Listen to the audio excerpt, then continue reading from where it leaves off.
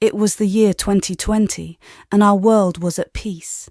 Everything was normal, until these unknown dimensional doors started appearing randomly across the world.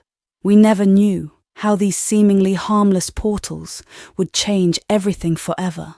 Since we humans are naturally scared of things we don't understand, our powerful nations gathered their military forces, and together we sent thousands of our best soldiers inside these gates to investigate. But only tragedy awaited these poor souls. No matter how much safety gear these soldiers wore, no matter how powerful the weapons they took with them, not even a single soldier ever returned from these gates. All of these lives lost, for no reason, and later, when we finally stopped needlessly sacrificing the lives of our soldiers, things took a turn for the worse. Thousands of monsters poured out of these gates, and our world fell in complete despair. These ferocious beasts caused death and destruction everywhere they appeared. We were helpless. Our modern weapons couldn't suppress these terrifying magical beasts, and chaos reigned supreme for a while. That's when transcendent deities reached out to us. They communicated as a voice in our minds, and these heavenly beings blessed some of us with magical powers and skills. We started calling these transcendent beings sponsors, and humans that were blessed by these sponsors were called hunters. Finally, humanity had the power to fight these monsters on equal terms. The sponsors kept blessing the hunters with stats, healing, and skills, and the hunters kept growing in strength, and they gained unimaginable power. As time progressed, these hunters even began to overpower and vanquish the monsters they once feared. But even among these powerful hunters, there was one hunter that stood out, a hunter who commanded an army of formidable undead monsters with the power to rule over fire. He was called the Demon King, the only hunter who possessed the player trait, unlike other hunters, who could only gain power through the blessing of their sponsors. The Demon King could gain power all on his own, thanks to the player trait. He could level up independently by hunting monsters. And since he had such an overpowered ability to grow without limits, the 12 strongest hunters banded together to take him down. These 12 superhuman hunters considered themselves gods, and they wanted unquestionable control over the whole world. The only one standing in their way was the Demon King. So the 12 fought the Demon King, and after an all-out war, they finally defeated him. But the 12 didn't stop until they wiped out Demon King's existence, even from the annals of history. After this victory, the 12 self-proclaimed gods founded Eden for themselves, and thus our world fell into the hands of these hunters. They declared hunters as the newly evolved humans and forced every normal non-hunter person to become their slaves. And the oppression of the non-hunters went on, and now 100 years have already passed. This is the story of a young boy named Lee, who will follow the legacy of the Demon King, the boy who will finally bring justice to this cruel world. 100 years later, our main character Lee is working hard to become a hunter. He's running through a remote forest, but exhaustion catches up with him. Approaching him is a man with a shiny bald head, Sung Gu-yo, who is also Lee's mentor. He asks if Lee is done already and questions Lee's determination to become a hunter that'll change the world. Lee responds with curiosity, asking Yo if he had to undergo such rigorous training to become a hunter. Yo honestly admits that he was sponsored without much effort, which leaves Lee feeling upset, thinking it's unfair. Yo, in his wisdom, reminds Lee that the world can be unfair. Then he conjures a spear using his inventory skill and hands it to Lee, assuring him that he will become a hunter soon. Lee's motivation comes from a tragic event. His parents were killed by an evil hunter, and they left behind a book that reveals the corruption of the hunters in power. His goal since then has been to overthrow the 12 hunter gods in Eden and change the world. But Lee often wonders if he will ever find a sponsor, recalling the saying from Eden, "Becoming a hunter is like the sky's will." Yo jolts Lee back to reality with a slap, reassuring him once again that he will find a sponsor. Yo also asks if Lee is keeping the book safe. The book, titled The Autobiography of the Demon King, tells the story of a hunter who was erased from history for opposing the 12 gods. Since it was his parents' keepsake, Lee has read it so many times that he knows it by heart. As they converse, an ominous presence appears in the distance, a powerful woman hunter emitting a strong aura, searching for them. She activates her magical abilities and launches a powerful attack. Yo senses the magic power in time and pushes Lee out of harm's way. However, Yo takes the brunt of the attack and is engulfed in a huge explosion of purple flames. The woman lands in front of Lee, and her overwhelming power terrifies him. He wonders why such a powerful hunter is in this place. The woman commands Lee to bow down, and despite his unwillingness, Lee immediately falls to his hands and knees, horrified to see his body moving on its own due to her magic. Suddenly, more hunters appear out of nowhere and greet the woman as Athena, the ruler of Eden. Upon hearing the name Athena, Lee realizes that his fate is already sealed. Athena is one of the original 12 gods of Eden who defeated the Demon King 100 years ago. Athena orders the hunters to find and capture Yo immediately, and they promptly get to work. Then, Athena shifts her attention to Lee, quickly realizing that he possesses no magical power, rendering him insignificant in her eyes. She releases Lee from her magical control and casually walks away. Lee calms down, lifting his head and hoping he's safe now. However, his hope fades when he sees Athena staring directly at him, standing right in front of him. She notes that she sensed a faint trace of magical power and, observing Lee's rapid heartbeat and shallow breaths, demands that he reveal what he's hiding. Once again, Lee's body moves involuntarily, and his hand retrieves the autobiography of the Demon King. He presents the book to Athena, realizing that merely possessing it could lead to a tragic death. Eden has already erased the Demon King's name from the world's records. As Athena reaches out to take the book, terror grips Lee's heart as he anticipates what will happen next. Suddenly, the book unleashes flames, but Athena easily deflects them with a wicked smile. She recognizes it as the autobiography of the Demon King. However, just as she moves in to grab the book, Yo launches a powerful attack at her, sending her crashing into the distance. Lee looks at Yo with tears in his eyes, but Yo teases him for crying. Lee asks how Yo can go toe-to-toe with one of the 12 gods, but Yo has no time to explain. He hands Lee the book and reminds him of his desire to change the world. Yo then reveals a sword, discussing the world they live in, where hunters treat non-hunters like insects. He asks Lee if he's willing to accept the power that rivals the 12 gods to change this world. In silence, Lee contemplates Yo's question. Athena recovers and heads straight for them. Yo urges Lee to make a decision, and with determination in his eyes, Lee answers with a resounding yes. Hearing this, Yo smiles and suddenly stabs Lee through the heart with the sword. With the sword piercing him, Lee starts glowing with a golden light. He is unable to comprehend what's happening as his body vanishes from this world. In his ears, he hears a non-human voice that says, "The contract will be executed as according to the contract. I, the Sky of Apocalypse, will sponsor you." In a place surrounded by rocks, a golden light emerges, and Lee's body appears out of it, unharmed but dressed in different clothes. Lee struggles to understand what just happened to him when he feels a surge of power coursing through his veins. He recalls the voice that sponsored him and wonders if he has truly become a hunter. As he looks around the strange place, he realizes that he's inside a dungeon gate, also known as a portal. Upon hearing approaching footsteps, he decides to hide behind a boulder. To his shock, he spots a monster for the first time, a formidable-looking goblin. Goblins may be basic monsters, but they pose a significant threat to novice hunters everywhere due to their keen senses and ability to swarm in numbers. The goblin suddenly senses Lee, but Lee uses his wit to distract it with a thrown rock. While the goblin is momentarily distracted, Lee seizes the opportunity, attacking and beheading it with a swift karate chop. Lee stands in awe of his newfound power. He had only intended to strike the goblin to steal its weapon, but it seems like he underestimated the might of a hunter. Suddenly, a voice from nowhere announces, "The Sky of Apocalypse pays attention to you." Lee finally comprehends that the Sky of Apocalypse is the same deity that sponsored the Demon King.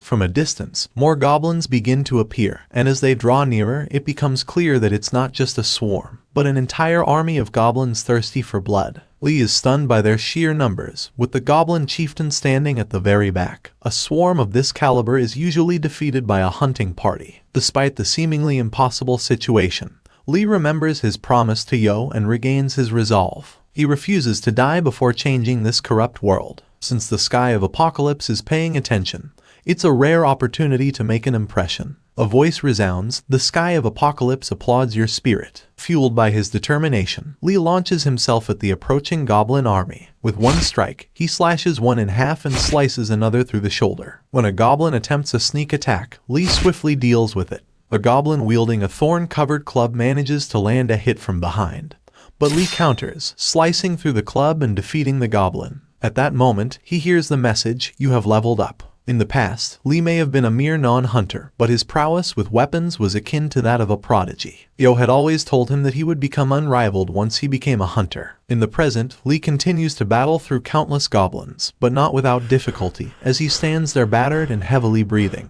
The chieftain launches an attack, and although Lee manages to parry it in time, he is still sent flying backward, and his sword shatters into 2 pieces. Lee sits there, realizing that even though he's fighting a goblin, a boss monster operates on a completely different level. Newly awakened hunters like him are usually ranked E or F, while it takes at least a C rank awakener to defeat the goblin chieftain. In his current condition, how can he defeat such a formidable foe? It's then when Lee spots a spear and decides to launch a single all-or-nothing attack with all his might. A voice appears, "Sky of Apocalypse supports your decision." Sky of Apocalypse grants you the authority over fire. With this newfound authority, Lee can conjure fire. The spear was the Demon King's weapon of choice, and it's the same for Lee as well.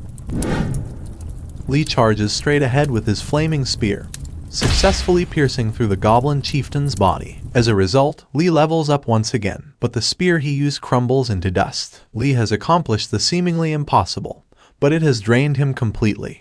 He collapses to the floor, exhausted from the battle. Later, some hunters arrive and discover the goblin corpses scattered everywhere. As they spot Lee lying there unconscious, they quickly take him to the hospital. In the hospital, Lee's health is gradually restored as they administer a healing potion through an IV. When he finally awakens, lying on the hospital bed, he realizes that this is real, and the past events were not a dream. A nurse enters the room and advises him to stay put. She asks how Lee is feeling and informs him that the hunters from the League Guild rescued him, potentially preventing a dire outcome. The nurse blushes slightly as she recounts the details, mentioning that someone from the Hunter Association will come to question him since the incident occurred inside the gate. She then leaves, clearly impressed by Lee's handsome appearance. Lee calls out to her, asking about the year. The nurse assumes he might be disoriented due to his recovery and informs him that it's the year 2022. This revelation shocks Lee to the core. It's a century before he was even born. The first gate appeared in 2020, just 2 years before this time. He remembers this year 2022 marked the beginning of the era when hunters started making names for themselves. In this age, sponsors were highly active, and this era was known as the Age of Heroes in the future. Lee gets excited and tears off his IV, standing up to go to the bathroom. In the mirror, he sees a different man, much taller and more muscular than before. However, his facial features remain somewhat similar to his past life. Later on, a representative from the Korea Hunter Association named Kim Suung arrives to question him. He notes that Lee was in poor condition when the League Guild found him, which might explain his memory lapses. Kim asks for Lee's name, family, gate number,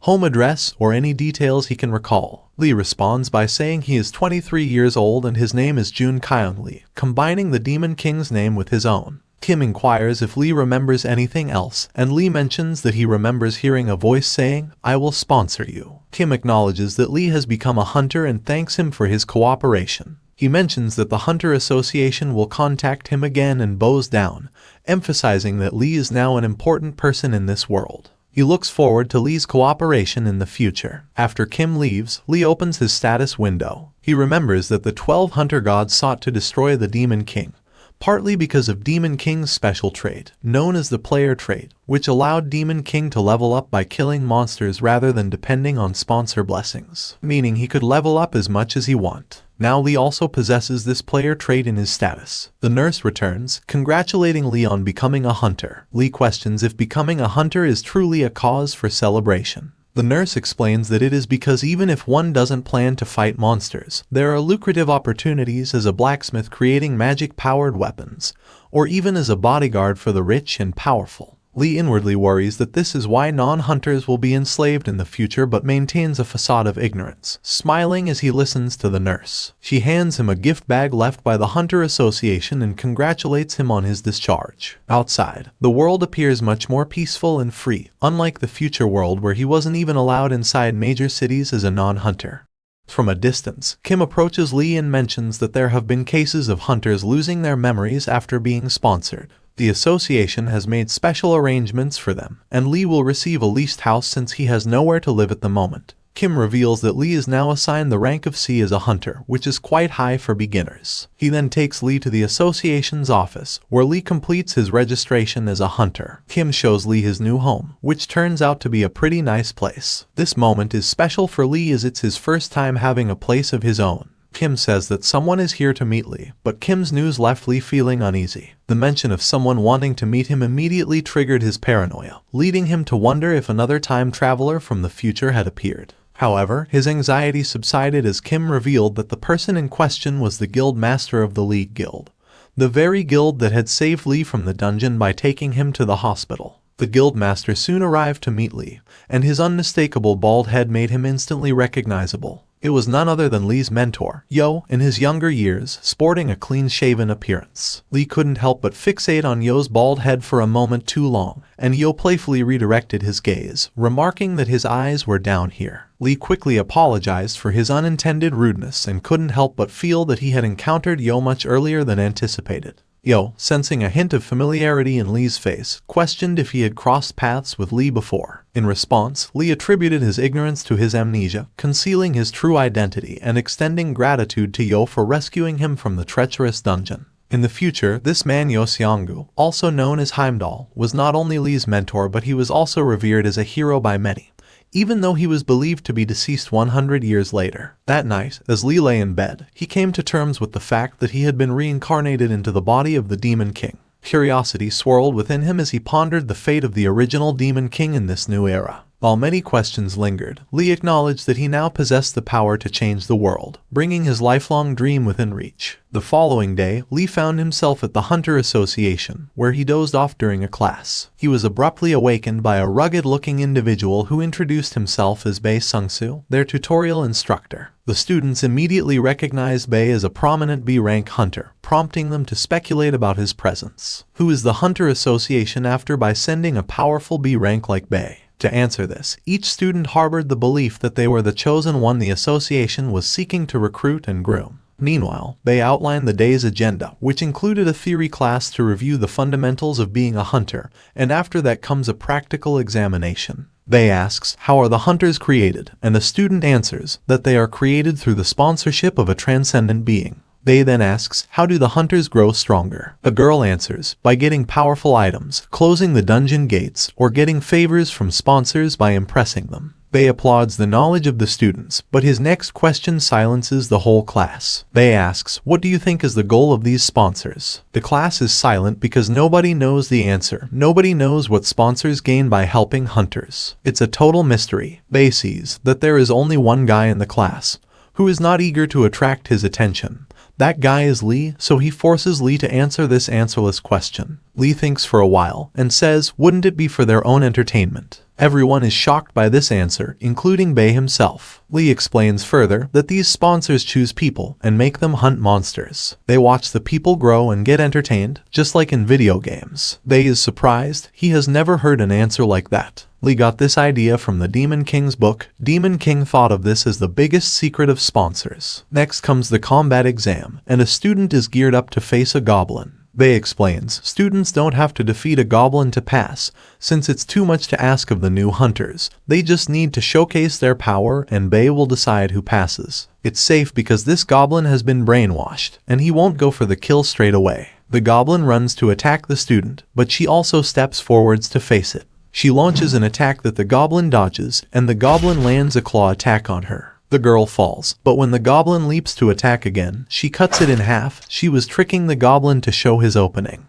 The girl falls down exhausted from the battle. Bae is impressed by the girl's skill and she passes. And later on, after all the students have gone through the test, only Lee remains. He steps forward equipped with his weapon of choice, a spear and a shield, knowing that his success in this final trial would determine his graduation's fate. That's when Bei apologizes to Lee, saying that it appears like we have run out of goblins. So Lee will be facing another monster instead. Since this monster is too strong, Lee just needs to survive for a while to pass. Bei assures Lee it won't be an issue since Bei is a B rank and he is here to oversee things. The monster is revealed to be a terrifying looking orc, and the students spectating the fight are shocked. An orc is a C rank monster even stronger than a goblin chieftain. What the hell is a monster like that doing in a tutorial? Actually, this is all Bei's plan to test Lee. Turns out that before Lee, there was a hunter who awakened at a B rank, and this hunter quickly became one of the strongest hunters in the world. Now they have Lee, who is also extremely strong,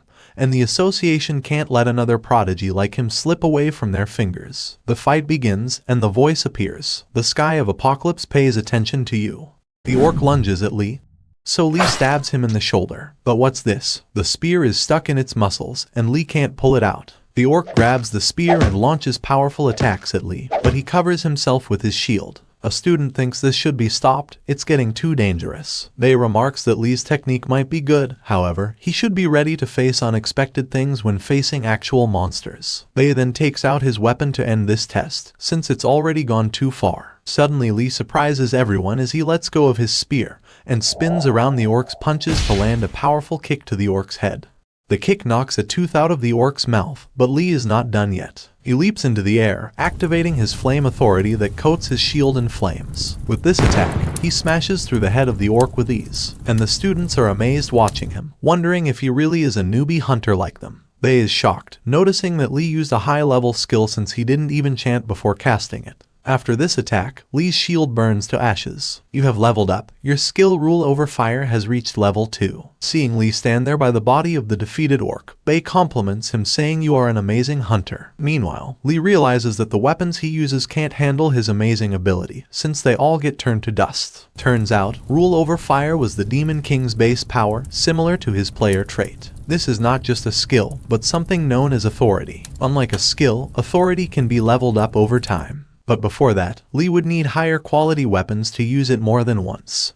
At night, Kim and Yo show up for Lee's housewarming party, and they drink and chat through the evening. Kim has officially been assigned as Lee's permanent agent. He tells Lee that for his graduation exam, he will have to go to a gate along with other students. Meanwhile, Yo asks what Lee thinks about his offer to join his league guild. Kim is surprised. Being offered to join a noteworthy guild is a pretty huge deal for a newbie like Lee. But Lee politely declines the offer to join, which shocks Kim even more. Yo asks the reason for turning down his offer, since there are so many benefits of joining the guild, especially if you are planning to become a combat hunter. The real reason is that Lee's plans for the future are dangerous, so if he lets people close they might get caught in the crossfire. He hides the truth and says he declined because he wants to go solo for now. He adds, despite this, he will rush to help Yo if he ever needs him. Yo smiles and says he will remember his words, and the two grow closer while Kim is unable to understand their brotherhood. Why would a legendary Korean hunter like Yo ever need any help from a beginner like Lee?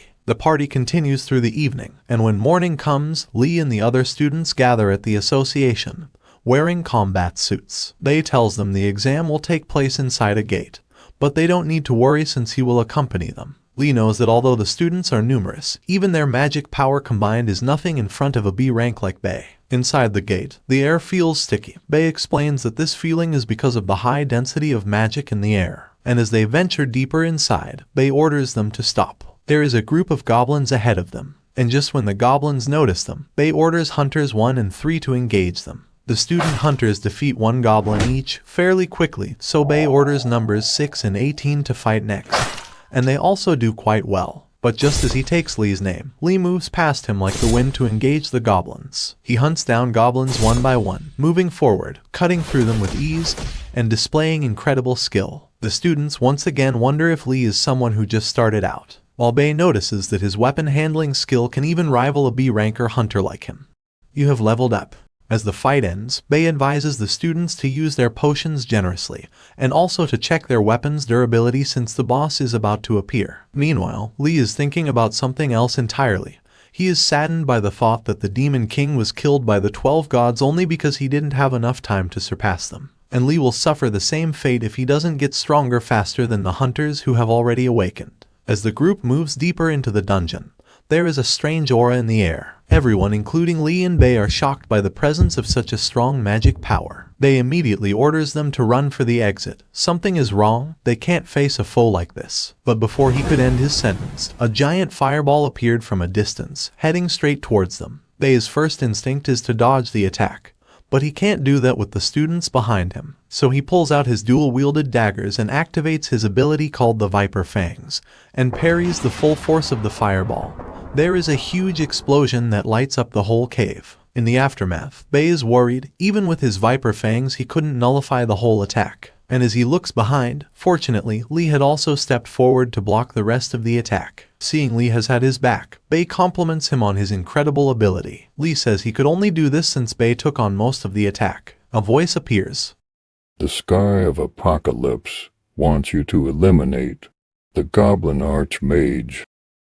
A Goblin Archmage is a monster that can even rival a B-rank hunter. What's a monster like that doing in a low-level dungeon? The students think the only one who can possibly face a monster like that is their instructor Bei. But Bei says the Archmage is a challenging opponent even for him, so he orders the student to evacuate immediately. When suddenly, Lee makes a strange request. It's that he would like to face the Archmage all alone. Hearing this, the students are shocked, while Bei immediately shuts down his request, telling Lee to not be full of himself. Lee might have defeated an orc, but the Archmage is on a different level. It's a tricky opponent who can use magic from a distance. It is equal to a B-rank hunter. But Lee tells him he knows what an Archmage is capable of, yet he still wants to face him alone. He shuts Bei up by saying that monsters in tutorial dungeons are for students anyway, so he has the full right to face it alone. Bei can't believe the words coming out of his mouth.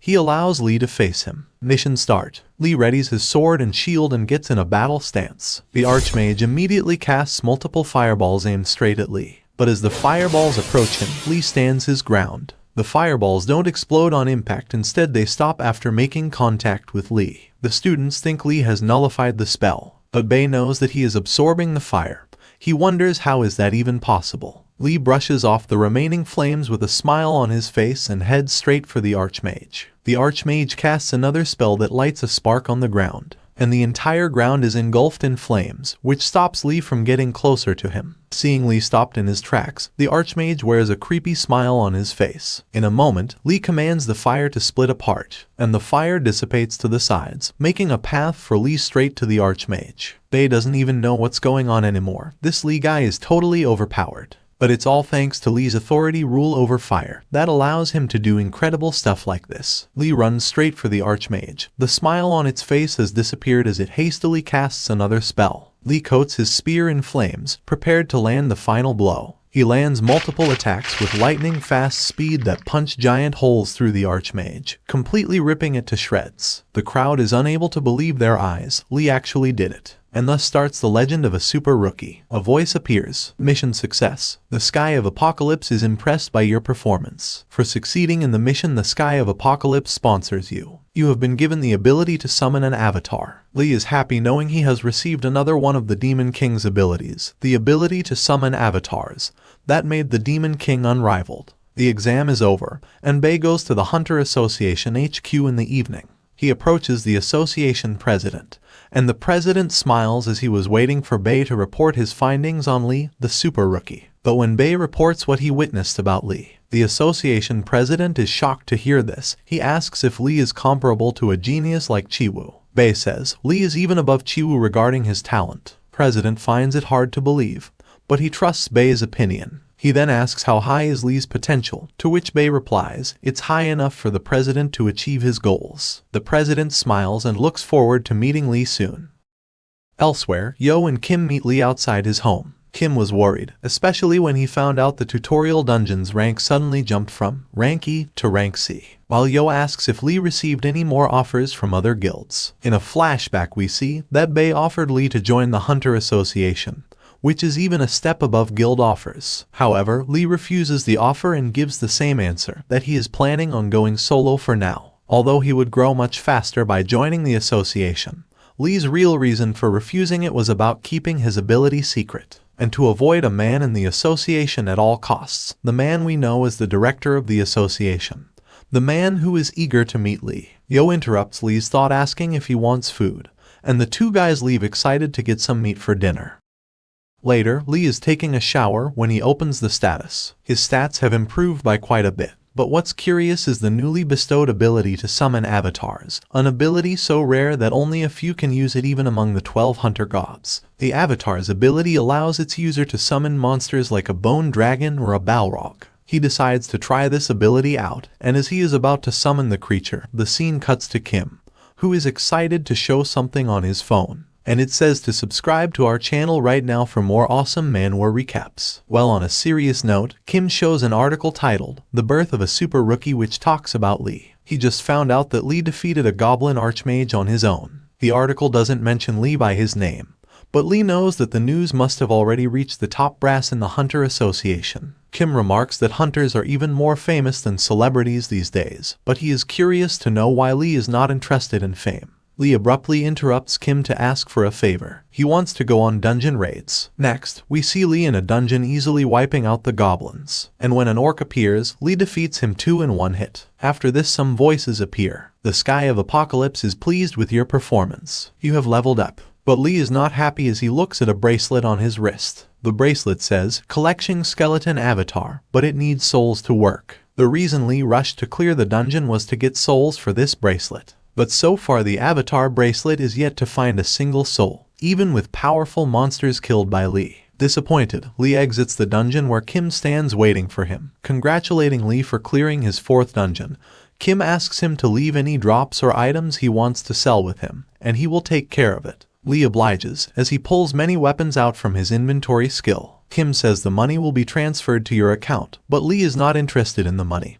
He asks if Kim has already booked the next dungeon for him. Kim apologizes, saying that he couldn't find any suitable dungeons for him, as all of them are already booked. Lee is surprised to know this, especially considering that gate dungeons never close. Kim explains this by saying that a particular guild is planning to expand, so they have booked 20 low-level dungeons all at once. Normally, the association doesn't accept these kinds of requests, but they had to accept it since all the other dungeons were already cleared. Hearing this, Lee's face is covered with shock and worry as he remembers something. He asks Kim if perhaps the name of this guild master is Choi Sung. Kim answers with a yes, they are booked by Choi Sung, the guild master of the North Army Guild. In this time, before Lee, the title of Super Rookie belonged to Choi Sung when he graduated. But in the future where Lee is originally from, Lee remembers Choi Sung as a powerful hunter working directly under the 12 gods. Choi Sung was a merciless tyrant with the blood of countless innocent people on his hands. He was famously known as War King Gunther, and it's about time Lee finally meets him in this world. In flashback, we see Choi Sung as War King Gunther in Lee's world. Many non-hunters are out there protesting against some kind of construction. An assistant asks Choi Sung what should we do about these protesters. This mere question angers Choi Sung. He thinks that these people are just ants, and if their great hunter overlords have destroyed all of their houses, they should have just built their homes somewhere else by now. Why should he care if an ant lives or dies? These non-hunters should be thankful to be left alive. With that said, he charges up a big attack and fires it directly at the village of these innocent protesters. And the devastating blast destroys the whole village. Back to the present, it turns out that this was Lee's own village that Choi Sung destroyed. And Lee remembers how his single attack took the lives of more than half the people that lived there. He is thinking about that when Lee hears a commotion going on, and sees a sight that angers him. There is an old man begging the 2 hunters to stop breaking his handcart. But the hunters continue to wreck it with hideous smiles on their faces. And Lee gets to see why 100 years later, the world was so grim. Meanwhile, the man cries as he can only watch them crush his livelihood. Lee appears behind the old guy, sobbing on his knees, and he addresses the hunters to explain themselves. He asks them if they are some random thugs or something.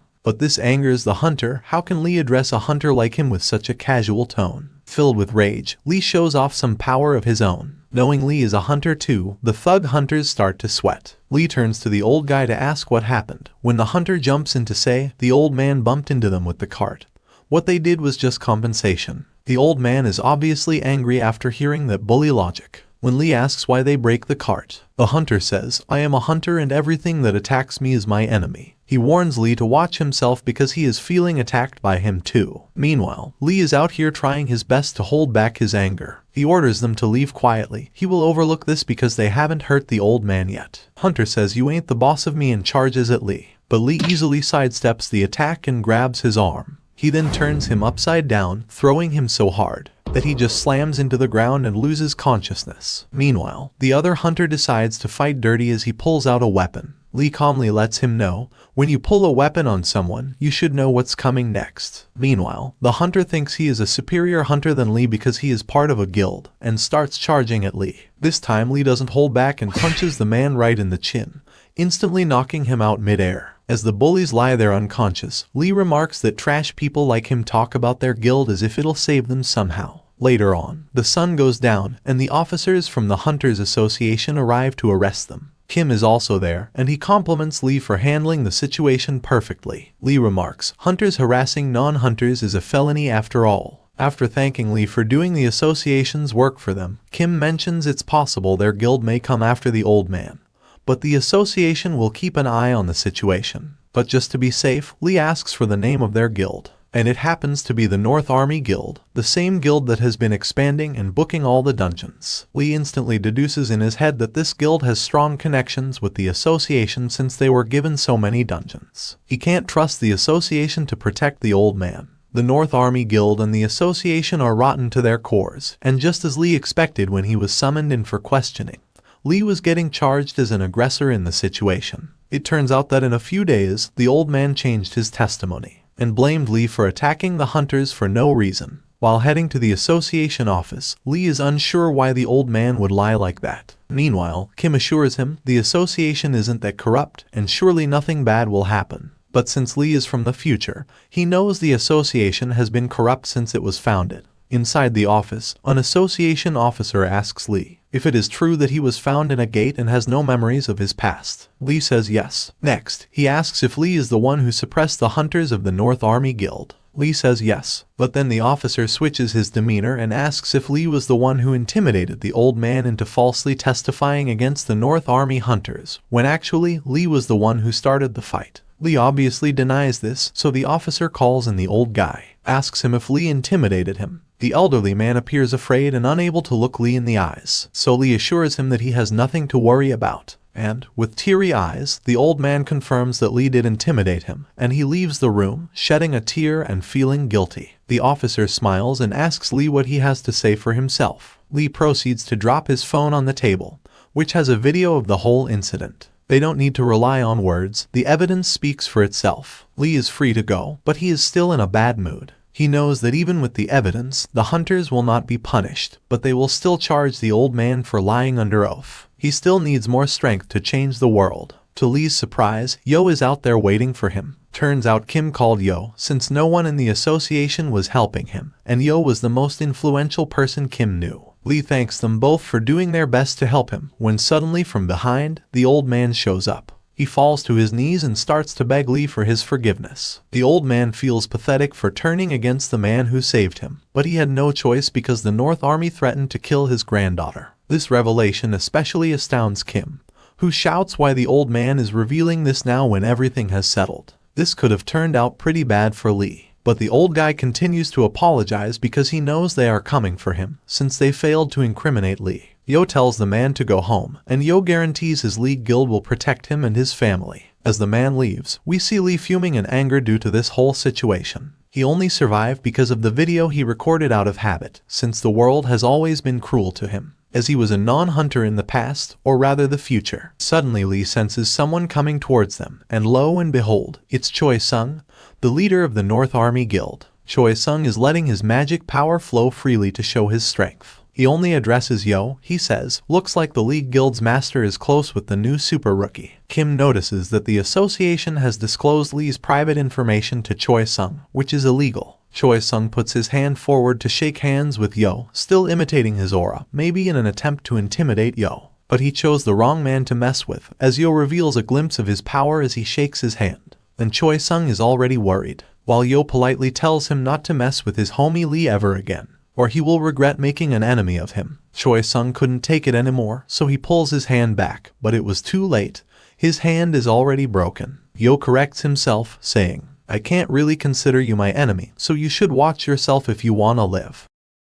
Later that day, in a coffee shop, we see Kim furious with the association. Turns out, even with all the evidence, the bullies got off with just a small fine. Lee knows that this is nothing, since hunters in the future don't even get punished with a fine. So he asks about what happened to the old guy instead. Surprisingly, thanks to Yo and Lee, they left the old man with just a warning. Since the North Army Guild admitted it was their fault, Lee immediately knows something is wrong. He knows the nature of War King Gunther. He is cold and merciless, and he strongly believes in getting revenge. But unlucky for him, Lee is also someone who believes in the concept of taking revenge if someone messes with you. To get stronger, Lee asks Yo to join him in a dungeon raid. All the low-level dungeons are booked, and since this is a higher level one, he will need Yo's help, while Yo is happy to fight alongside a prodigy like Lee.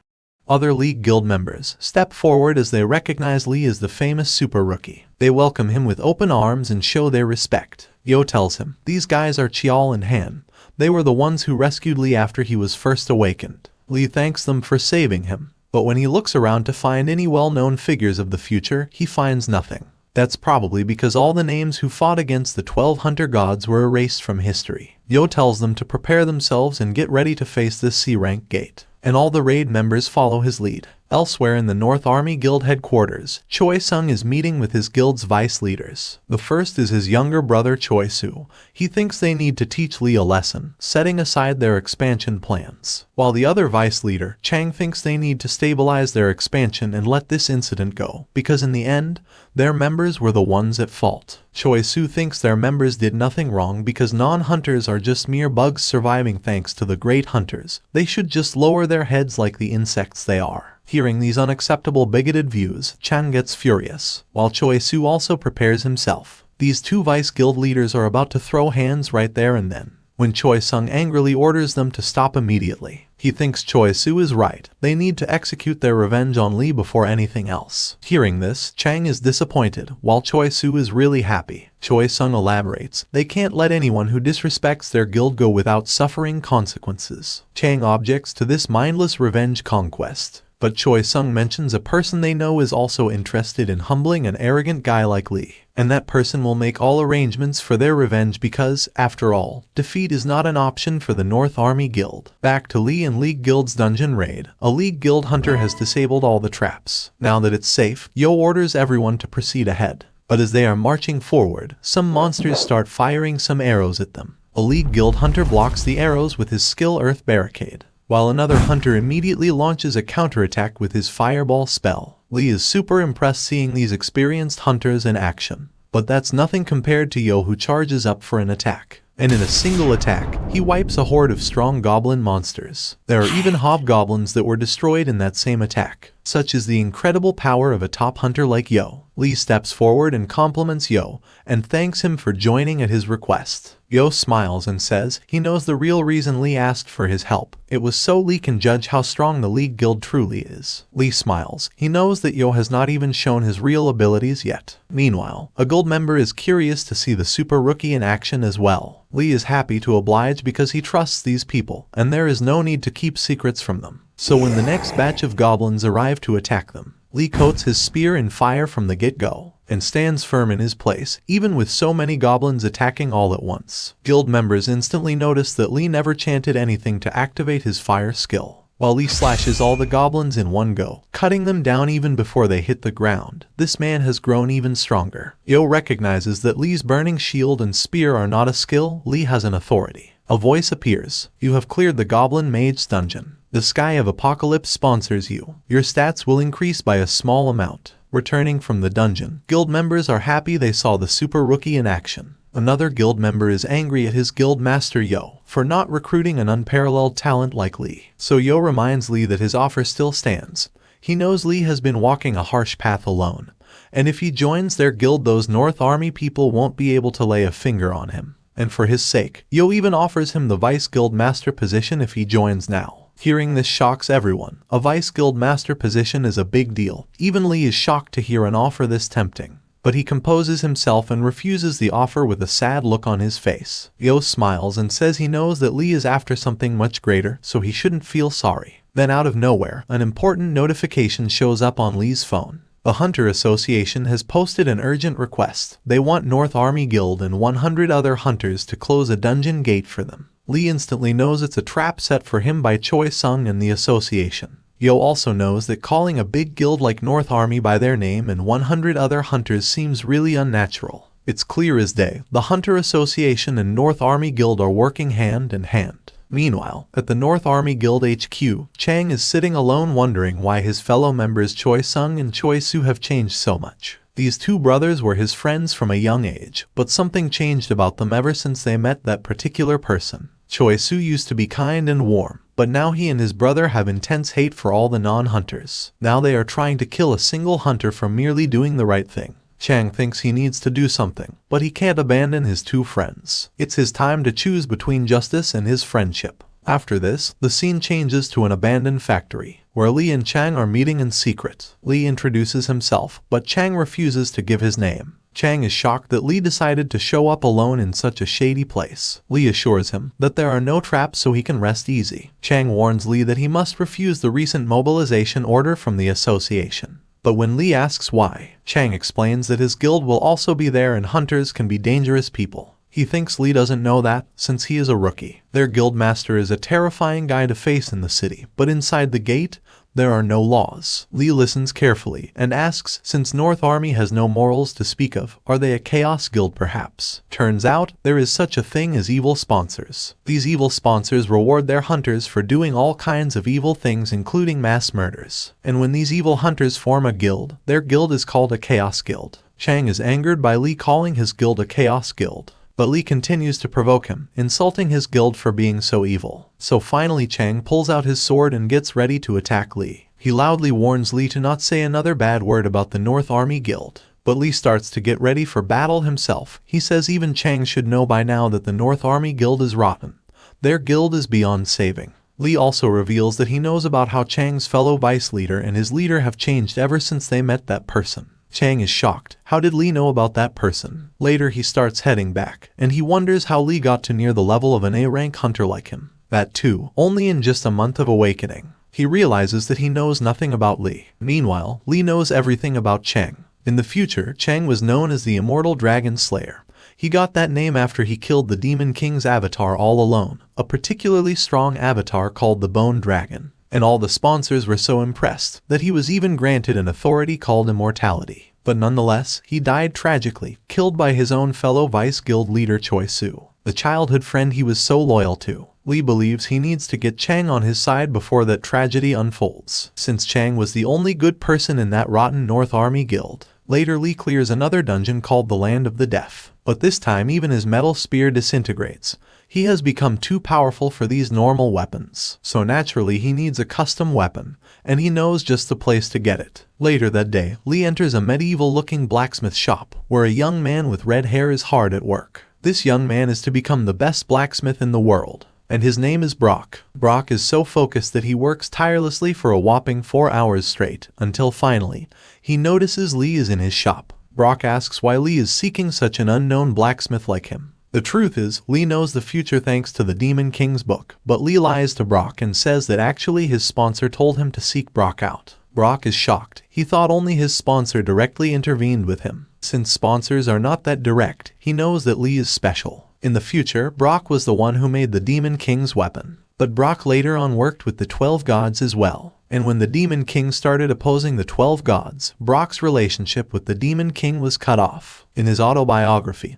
Demon King wrote that the future would be really different if only Brock had stayed by his side. In the present, Brock refuses to make equipment for Lee since his shop's furnace is not good enough. Hearing this, Lee smiles and pulls out his hand, and a bright red flame comes forth. He reveals that he has the authority to rule over all fire, but Brock is still not impressed with the flame's strength. When suddenly the flame turns blue, it's much hotter. Seeing this, Brock is pretty impressed. And after just a week's worth of work, Brock is done with Lee's custom spear. Lee is shocked to see it, but Brock is not satisfied with his creation. Since Brock's partner is currently unavailable, seems like it was too much work for him to do alone. He says that, but this spear is super cool. It strengthens the rule over fire, and it's even a growth-type weapon with rank of unique. Lee is in disbelief because weapon drops in dungeons just go up to a rare rank, and even famous blacksmiths are praised if they are able to create super rare rank weapons, while this guy just made him a unique rank weapon like it's nothing. With this kind of talent, Lee won't ever need to go anywhere else for his weapons. Brock says this spear is still incomplete,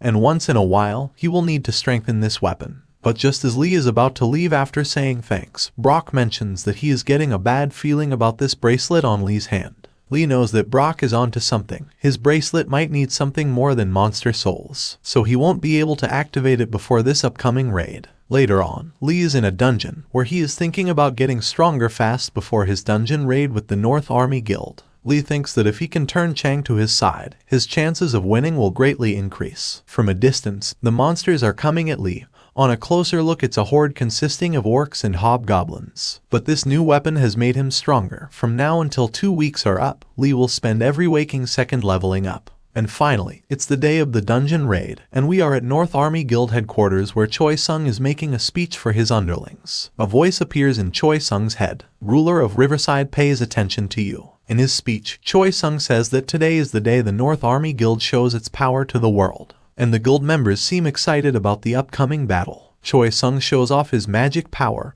and Chang notices that he is at peak rank level. While Choi Su thinks his brother has fulfilled the conditions of becoming a hero-class hunter. Choi Sung continues with his fiery speech, and his hunter underlings are all fired up. Turns out, with this raid, Choi Sung is after the title of the king. Meanwhile, elsewhere, Kim is driving Lee to the dungeon gate. He is still trying to convince Lee not to go. Kim tells Lee about an incident when the North Army wiped out a whole guild that joined them for a raid. However, there is no evidence North Army actually wiped them since it happened in the gate. Lee says there is no doubt they did the killing. Hearing this, Kim is so shaken that he loses control of the vehicle and slams the brakes. He shouts at Lee, "There is nothing more important than a person's life, and going in that gate with North Army is nothing short of throwing your life away." He begs Lee not to go, but Lee is calm and collected. He smiles and assures Kim that he knows the value of life very well, and he is not someone who just jumps into things without thinking. And today he will teach these North Army scum the value of a person's life. The scene then cuts to a huge portal near a riverside. There is a huge crowd gathered outside the gate, with hunters mingling together and media people reporting this huge raid. Yo is there to see off Lee. Sadly, his guild was not allowed to take part in this, but the least he can do is to wait for Lee to return. Choi Sung notices Yo is there too, and he passes a devious smile. While Yo turns to Lee and says, "I know I can't stop you from going, but know that Choi Sung may be listed as a B rank, but he is A rank level now." Yo sits on the bench calmly and says he'll be waiting right here, and if Lee doesn't come back, he will not let the North Army Guild get away with it. Lee is honestly shocked to see how crazy Yo can be. He is talking about wiping a whole guild like it's nothing. As the raid begins, Lee thinks this is the Riverside Gate where Choi Sung gained the title of War King Gunther and became a hero-class hunter. Countless hunters died in this raid in Lee's timeline, but today he will change the history. And finally, as Lee enters the Riverside dungeon gate, something changes with the gate's energy. Choi Sung smiles and thinks it's beginning, and voice appears. Due to the gate's special trait, the gate's magic value is changing. All the other hunters are shocked. They can't believe that this gate has leveled up from B rank to a B+ rank. The voice continues. The gate's special trait is activating. The gate's exit has been blocked. Then the gate turns red color, and hunters are in fear. They have been locked in. The voice continues. Countless incarnations have gathered in one location. The sponsors are paying attention to you. The magic density is increasing. The hunters are feeling their bodies burning. They are getting stronger. Voice continues. Incarnations have entered the special gate. The sponsor's interest has risen. The magic density is increasing. The readings are off the charts. This is bad, until finally the gate rank increases once again, and it's now an A rank gate. The panic is exploding as hunters begin to show off their aggression towards each other. But soon despair looms over their head. An A rank gate is impossible to clear without a hero-class hunter. They are about to die. Lee is pretty unfazed by all of this, but he is not alone. North Army Guild is also suspiciously really calm. Seems like they know all about this. Lee knows that this whole stage has been created just for them. A voice appears. The wave will soon begin. Choi Sung shouts at everyone, telling them to calm down. He pretends as if he doesn't know anything about these changes, and tells everyone that gates can be really unpredictable at times. But now is not the time to give up. Choi Sung acts all inspiring and says that he promises that he will lead everyone to victory. A voice resounds. The ruler of the Riverside is attempting to dominate the Riverside, and it's working, as this speech has some kind of magical effect on hunters that are not even part of the North Army Guild. This magic effect is actually an authority Choi Sung possesses. It's called rule over the Riverside. In areas with the river, leadership and incitement triple in effectiveness. A voice appears in Lee's head. The influence of the Sky of Apocalypse has resisted the forced incitement and leadership. Lee acknowledges the effectiveness of Choi Sung's authority. He has everyone in his pocket. Hearing Choi Sung's speech, Choi Su asks him to lead this attack, but Choi Sung refuses. Choi Sung orders them to proceed as according to their plan. Since this raid will have multiple waves, they need to preserve North Army forces, while these other hunters sacrifice themselves fighting the monsters. Although they will save the last few hunters just in the nick of time, when North Army will swoop in to finish the boss monster, and these remaining hunters will tell the world how they were saved. Choi Su says that even with your authority in effect, these hunters will eventually notice that the North Army Guild is not fighting with them. Hunters are not stupid. Choi Sung replies that's why their plan includes sacrificing some fodder North Army hunters as well to make this plan more believable. Choi Su is pretty shocked that his brother will sacrifice his own guild members for his gain. While Choi Sung looks at Lee, who can be a wild card in this situation, Lee looks back menacingly staring at him. Choi Sung thinks he will need to get rid of Lee as soon as possible. He calls in Chang for a special mission. He thinks of Chang as his very own loyal dog, although he has not told Chang about his plan because of Chang's good nature. Choi Sung orders Chang to keep a close eye on Lee, and to kill Lee whenever the chance arises. He says this is all for the sake of his brothers in the North Army Guild. Chang is obviously very shocked by these orders, but before he could say anything, a voice resounds. The wave has begun, and from the water, some fish monsters called mermen start heading their way. The hunters are pretty confident in the effect of Choi Sung's authority. They think this is going to be a piece of cake and they rush in to attack the mermen. Lee is shocked that these guys are acting so recklessly. They are attacking without a formation. Mermen might be weak everywhere else, but this is their home ground. And Lee's prediction is spot on, as these mermen start launching long-distance water attacks. The hunters get hit as they are caught off guard. Lee orders everyone to rescue the wounded and get into a formation, and hunters start to get back to their senses. Lee needs to figure out this situation before he also joins the fight, when suddenly Choi Sung does an unexpected thing. He orders some of his troops to attack, and his guild members immediately charge into battle. Lee is shocked. He thought he had Choi Sung's plan all figured out. But why is he attacking so early? Seeing that the North Army has also joined the battle, other hunters also start following their lead again, rushing into battle as well. These North Army hunters start having trouble with mermen, and they need constant healing. Now Lee has figured out the last part of Choi Sung's plan. These hunters are actually the weakest members of the North Army. They are just here as fodders. Now Lee has a counter plan as he readies his spear and shield. Chang sees Lee heading into battle, and he is in a dilemma. He remembers Lee's words when he called the North Army a rotten guild, and now he is questioning what kind of guild leader sacrifices his own people. These are not the same childhood friends he pledged his loyalty to. Meanwhile, here is our boy Lee, raining hell upon these mermen, cutting them down like it's no big deal. Hunters begin to notice Lee, while Chang wonders how Lee got even stronger. He remembers Lee was around his level just 2 weeks ago. Has he even surpassed Chang by now? Voice appears. The wave has ended. There will be rest period. Some sponsors wish to give rewards to their incarnations. In Lee's head, he hears, the Sky of Apocalypse is extremely pleased with your performance, and Lee receives a bunch of buffs thanks to his great performance. Meanwhile, other sponsors also show interest in Lee. Guardian of Long Lance is interested in you. Symbol of Spherical is interested in you, while King of Drenched is hostile towards you. Lee is excited about all these sponsors watching. He can get multiple sponsors like other famous heroes, but his hope fades when this happens. The Sky of Apocalypse expresses displeasure. The sponsors interested in you disperse. Lee is pretty shocked by his sponsors' behavior when suddenly other hunters run up to him to thank him. They ask, "Who are you?" They didn't know someone so strong was among them. Lee tells them to stay focused. There are many waves to come, and hunters are happy to follow his advice. But someone is very unhappy. Choi Sung sees that Lee is trying to ruin his plan. While Lee smiles, knowing he is getting control of this situation, Lee opens his status. He is already level 24, and he plans to hit level 30 in this dungeon. And as long as these hunters follow him, he can minimize losses and defeat North Army. In the next moment, 2 mermen are targeting Lee, but he blocks them and slices them right down the middle. Fast forward and they have already cleared the 4th wave, and their rest period has begun. Lee sees that these hunters are losing hope. Hunters have started to die, and they begin thinking that they might be next. Lee knows it was never possible to save everyone, but he is still sad. He angrily shouts at the North Army Guild, telling them to join the battle. He tells them not to play these hunters like fools. They all know that the North Army is using them.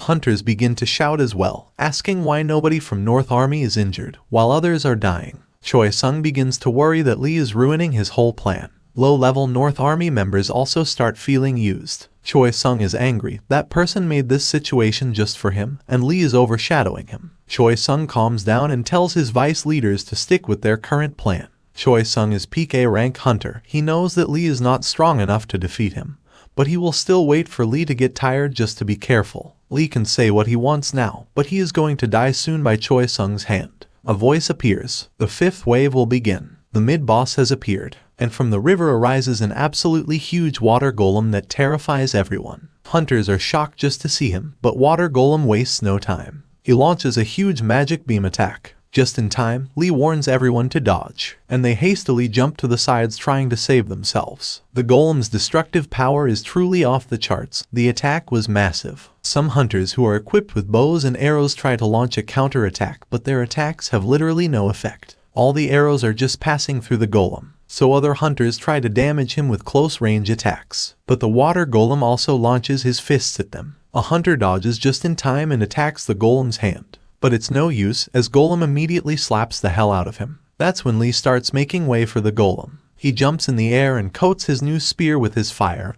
and the golem is worried. Lee lands a hit right on the monster's watery face, and seems like his attack did damage him. The golem falls into the water while Lee safely lands. The hunters wonder how Lee's attack worked. Lee tells them that this gate is full of magic power, and all the hunters in here should be stronger than before. He tells them to imbue their weapons with magic before attacking. This magic reinforcement is for stronger hunters, but inside this gate newbie hunters like them can also use it.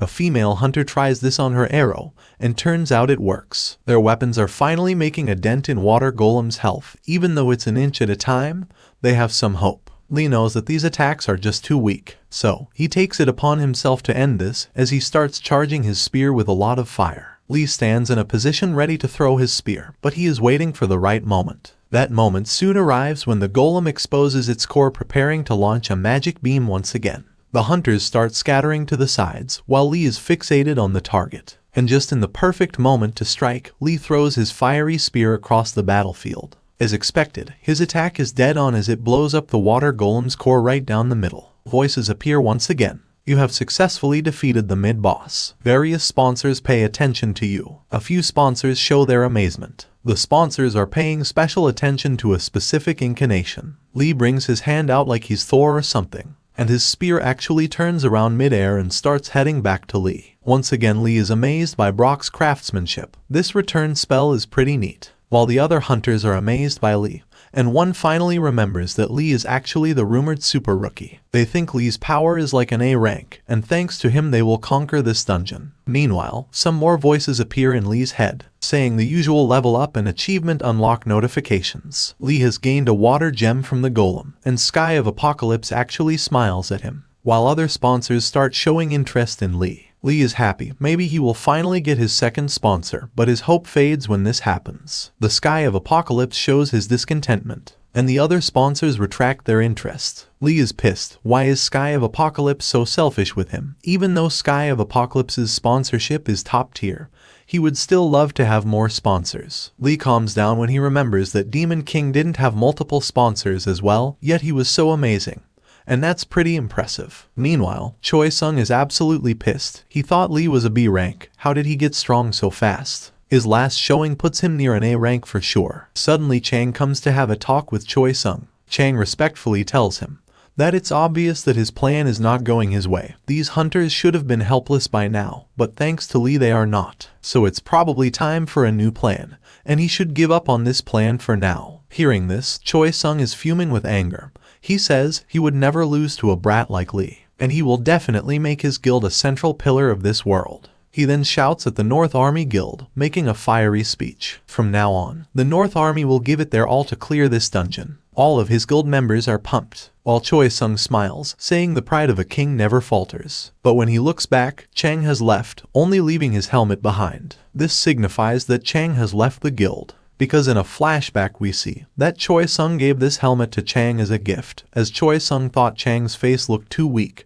and he needs to hide if he wants to lead this guild. Choi Sung sees this as a betrayal from his loyal dog and he crushes the helmet. But Choi Sung stays firm, and seeing all his guild members on the move, he knows these are just sacrificial lambs from him to become a hero-class hunter. On the other hand, North Army fighters are eager to show what they got, since they were on the sidelines for so long. However, seeing Lee decimating all the monsters all alone, they get humbled really quickly. Lee is out here destroying these mermen, taking down multiple at a time. A notification appears, "You have leveled up." Lee remarks that other hunters may think Lee is wasting his stamina fighting all these monsters, but in reality, Lee is getting stronger by the minute, and it's all thanks to his player trait. Suddenly a monster tries to land a sneak attack, but a voice warns Lee in time, so Lee burns the monster to a crisp. Turns out this was the voice of Chang, and as it turns out Chang was not a guy this whole time. She is actually a top-tier waifu material best girl. But Lee does not pay much attention to Chang and leaves. Chang realizes that Lee is disappointed in her since it took this long for her to realize the evil of the North Army Guild. But Chang has severed all ties with the North Army, and from this moment forward she will go all out to show her resolve and her commitment to save lives. With this wave coming to an end, there are many dead monsters, but along with them there are many dead hunters as well. The hunters are devastated seeing the deaths of their comrades, while Lee looks at them from afar, knowing that exactly 110 hunters entered this gate, and as of now, more than half of them are already dead. Chang tries to have a casual conversation with Lee, but before he can reply, North Army hunters start harassing Chang, calling her all kinds of horrible insults, but Chang stays silent. Lee asks if she regrets leaving the Vice Guildmaster position, for the sake of joining Lee's side instead. Chang smiles, saying she didn't leave the guild for Lee. Instead, she left it for the sake of her guildmates. It's because she cares for them so much, she can't let them continue to walk the wrong path. Suddenly, voices start appearing. The final wave will begin. The boss has appeared. A thunderous vibration is felt across the ground, and from the water appears something gigantic. It appears to be a massive worm with creepy teeth, and its size is truly something the hunters have never seen before. The hunters cower in fear. How would they even do anything to that monster? Even Lee is surprised. This is just too much. That's when Chang tells him that Choi Sung has a way of defeating the river worm. That mysterious person who set the stage for Choi Sung must have told him about the boss's weakness. But before facing the boss, they have another problem. Choi Su and other North Army hunters are here to hunt down Chang and Lee. Chang warns Lee and tells him to get ready. These guys mean business. While the other hunters are confused, why is the North Army turning against their fellow hunters? That's when Chang grabs everyone's attention to make a statement. She reminds the hunters they must have noticed how weird the North Army is acting ever since this raid started. She testifies as the vice leader of the North Army that her guildmates are planning to kill all of you hunters. So if they want to survive, their only option is to join Lee and her in this fight. Lee notices the change in Chang's aura. She is the kind of person who gets stronger and stronger the more you corner her. Meanwhile, the hunters believe Chang's words and they get ready to face the North Army. Choi Sung smiles. He is pretty confident that no one can stop his plan now. He calls upon the river worm, and strangely enough, the monster heeds his call. The worm sucks up water and spits it in the air like it's an attack or something. Suddenly Lee is hit with heavy rain. Seems like Choi Sung is changing the battlefield to make Lee's firepower weaker. Lee knows that if Choi Sung is successful with his plan, he will become the War King Gunther, the hero-class hunter, and he will go on to do all kinds of horrible stuff. But Lee has to put a stop to him. Choi Sung thinks Lee's fire is quite strong since it's still burning. In response, Lee fires up even more and jumps in the air to launch an attack. Their weapons collide in a powerful clash, and the final showdown has begun. Choi Sung is getting pushed back, while Lee smiles as he realizes something. He launches another barrage of stabbing attacks, and Choi Sung is struggling to block all of Lee's attacks. That's when Lee stops and pulls back for a massive attack. And with this one, Choi Sung is pushed back quite a bit. He can feel the vibrations going through his whole body. Lee is too strong. Choi Sung is unable to believe his eyes.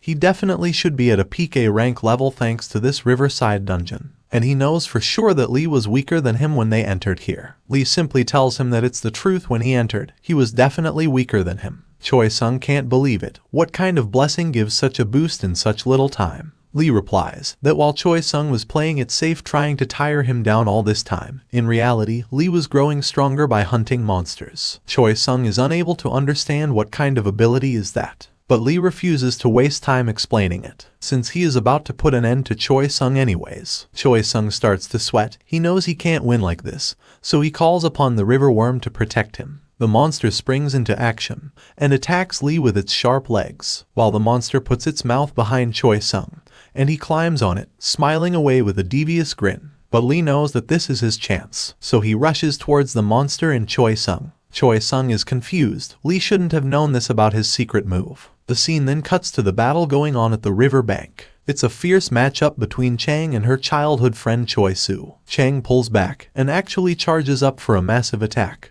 But as she lands it, Choi Soo summons his strength and cuts the blast right down the middle, causing a huge explosion, with flying dirt and sand everywhere. But before even the dust settles, Choi Soo emerges out of it rushing to land another blow. Although Chang is not the one to back down, so she attacks head-on as well. And the two clash for some more exchanges. Seems like the two are evenly matched. Chang switches her sword grip mid-battle, putting her whole strength into another attack. But Choi Soo is not getting pushed back at all, and this high-caliber battle between two Vice Guild leaders rages on. Meanwhile, the scene cuts back to the river worm. Its mouth is actually closed, but as we take a look inside it, we see Lee and Choi Soo having a standoff inside the belly of the worm. Choi Sung calls Lee crazy for jumping in the worm's stomach. But Lee already knows that all the worm monsters, regardless of species, have dry insides. It usually swallows its babies to keep them safe. Choi Sung planned to evade Lee using this parental instinct of the worm since the boss monster was in his control. But this mistake will put a final nail in his coffin, since this is a dry environment,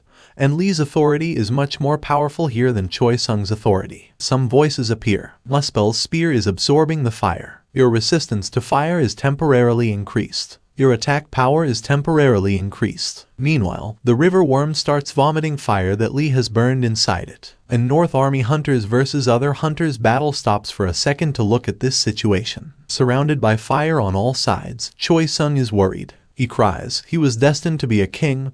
How could this happen? So he gets angry and clutches onto his sword, and he runs through the fire to finally attack and finish Lee once and for all, asking Lee, "What in the world are you?" But Lee shows no mercy. With one quick attack, he punches through Choi Sung with incredible force, ending him in a single blow. Suddenly, we finally see Lee's bracelet absorbing something. A voice appears. The soul-collecting skeleton has stored a hero's soul, and the skeleton's eyes glow blue. Lee finally understands what souls this bracelet asks for. It's not monster souls, but human souls, souls of human hunters close to hero rank. But then something even weirder happens. A voice resounds in Lee's head. The Sky of Apocalypse has ordered the end of the ruler of Riverside. All sponsorships of the ruler of Riverside have been terminated. Lee is absolutely shocked. Is it really possible a sponsor got terminated just at this moment? How and why did Sky of Apocalypse do such a thing? In response, he just hears, "The Sky of Apocalypse smiles at you." Lee is confused as he looks at Choi Sung's sword. The Demon King's book said the sponsors can never die. When suddenly Choi Sung's sword disappears in a black mist, and a red-eyed raven appears out of it. The raven says that Lee has not answered Choi Sung's last question when he asked, "What in the world are you?" Lee takes a moment to gather his thoughts. He will be the one who's gonna change this world, and he is not planning to be a nice guy. He is willing to take all the sins of this world upon himself, and to fulfill the Demon King's failed mission, he will have to surpass the Demon King himself. So Lee answers, "I am Demon God." A voice appears. "The Sky of Apocalypses supports your decision." The raven hears this and calls it an interesting answer and disappears, saying it will see Lee soon, while Lee tells the raven to take this news to his master. And finally, a voice says the boss has been defeated, and outside we see the river worm burning to a crisp from inside out. The giant monster falls into the water and steam builds up. The hunters see the slain monster with a look of worry and relief, while the North Army hunters are scared and anxious. The monster's body is not moving, it's continually getting burned, and from within it emerges a lone man, the victor of this battle. Hunters rejoice, their guy won. Lee smiles, knowing this is finally over. A bunch of voices appear in Lee's head. "You have contributed the most. You have received the essence of water, and a bunch of achievements. You have leveled up. You have leveled up." Next, we hear Chang's voice telling Lee to watch out. Choi Soo is fully powered up to land a sneak attack on Lee to avenge his big brother. Thanks to Chang's warning, Lee blocks the attack in time. Choi Soo screams, "How could you do that to my big brother?" Lee looks at him like, "You guys started this whole thing." Choi Soo lifts his sword for another attack, but Lee is quick to spot an opening.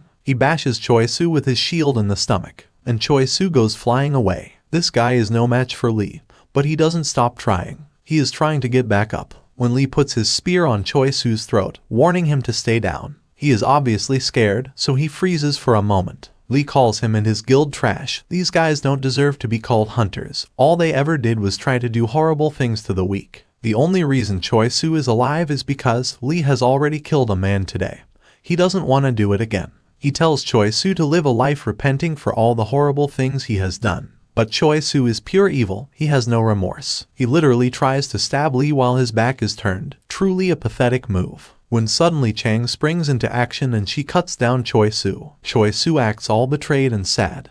But let's be real, nobody has empathy for him. And he dies with his face facing the ground. Out of nowhere, the skeleton avatar absorbs another soul. Lee asks how Chang is feeling after all this, since these guys were everything to her. But Chang's regret is she could have saved them if she had done something sooner. Lee tries to console her, telling her she is different from these guys. But Chang has other plans. She decides to never take up the sword ever again from this moment forward. And she goes away, leaving the sword plunged into the ground. Lee is thinking, he can't lose a powerful ally like her. He has to bring her back, but now is not the time. Now Lee is back from the dungeon with all the hunters, and the press is treating them all like celebrities, taking photos and stuff.